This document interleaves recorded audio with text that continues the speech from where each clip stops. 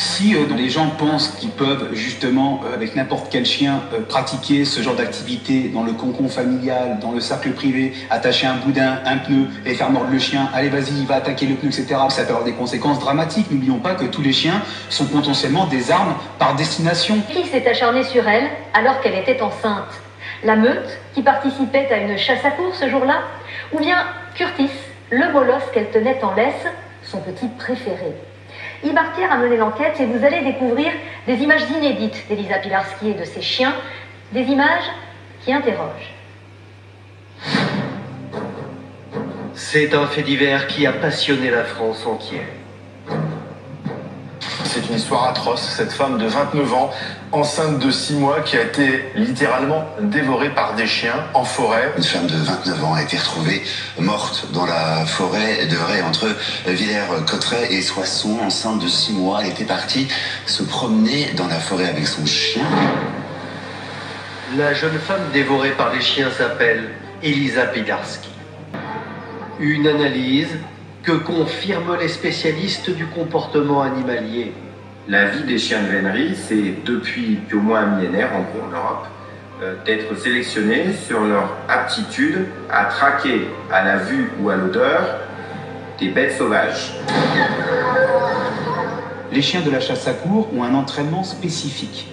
Cet entraînement est un conditionnement qui est fait sur du gibier. J'imagine absolument pas un équipage de chiens de vénerie s'attaquer spontanément à un humain. J'ai jamais vu, aujourd'hui, un fait divers que des chiens de chasse à courre s'étaient violemment attaqués à une personne humaine. Toutes ces compétitions sont strictement interdites en France.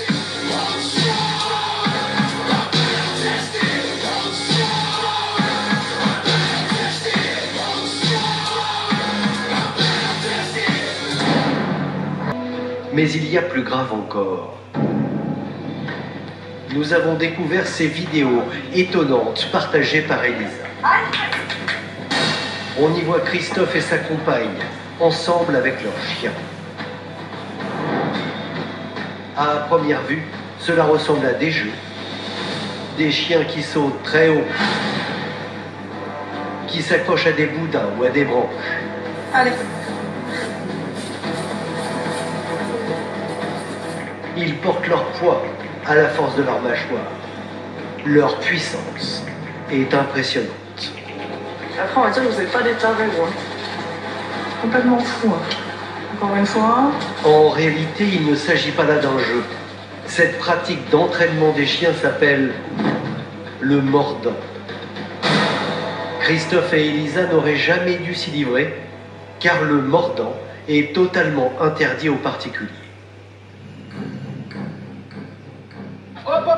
C'est ce que va nous expliquer Eric Thompson, un expert canin et un dresseur. Le mordant en France ne peut se pratiquer qu'en club, avec certaines races et dans des conditions très précises. Pour pouvoir faire ce qu'on fait aujourd'hui, il faut que la structure que vous voyez soit homologuée auprès des services vétérinaires. Il faut une clôture qui dépasse les 1,80 m. Il faut que ce soit clôturé. Il faut que les chenilles soient déclarées. Le dresseur nous fait une démonstration de mordant. Attention, oui, pas bouger vous, attention, attaque, allez attaque, voilà, allez attaque, allez fifi, allez attaque, voilà, allez attaque, allez fifi, attaque, allez bébé, voilà, allez attaque. Vous pensez bien que si on fait mordre son chien dans ce genre de situation, mais qu'on n'a pas un chien qui est forcément équilibré, on peut engager derrière des troubles du comportement du chien. De faire ça en forêt, où c'est soit avec sa laisse qu'on a acheté, qu'on a réussi à avoir, une jambière qu'on s'est procurée par les moyens que vous voulez. Ce que vous venez de voir est formellement interdit par la loi. Or, c'est exactement ce que faisaient Elisa et Christophe. Ici, par exemple, avec leur chien Ice. Eh ben, ça se fait pas non plus. Si les gens pensent qu'ils peuvent justement, avec n'importe quel chien, pratiquer ce genre d'activité dans le cocon familial, dans le cercle privé, attacher un boudin, un pneu et faire mordre le chien, allez vas-y, il va attaquer le pneu, etc., ça peut avoir des conséquences dramatiques. N'oublions pas que tous les chiens sont potentiellement des armes par destination. C'est la loi qui le dit, ça.